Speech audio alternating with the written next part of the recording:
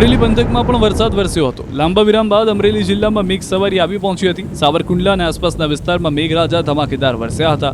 ભારે વરસાદથી રોડ ભીંજાયા હતા। બફારામાંથી લોકોને છુટકારો મળ્યો હતો। વરસાદ આવતા ખેડૂતોમાં ખુશી જોવા મળી। તો બોટાદના બરવાળા પંથકમાં પણ વરસાદે રમઝટ બોલાવી। સવારથી જ ઘેરાયેલા વાદળો સાંજ પડતા પડતા વરસી પડ્યા હતા। ધોધમાર વરસાદ પડતા બરવાળા રોડ પર પાણી વહેતા થયા હતા।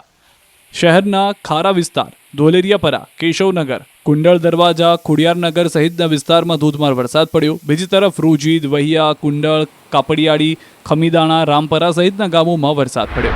આ તરફ બનાસકાંઠા જિલ્લામાં પણ બગડાટી બોલી ગઈ। ડીસા તાલુકામાં વહેલી સવારથી વરસાદે જમાવટ કરી। તેને લઈને હવે ખેડૂતો ચિંતિત બન્યા, કારણ કે સતત વરસી રહેલા વરસાદ અને વાદળછાયા વાતાવરણથી ચોમાસું, બાજરી, જુવાર અને મગફળીના પાકની નુકસાનીની ભીતિ સેવાઈ રહી છે।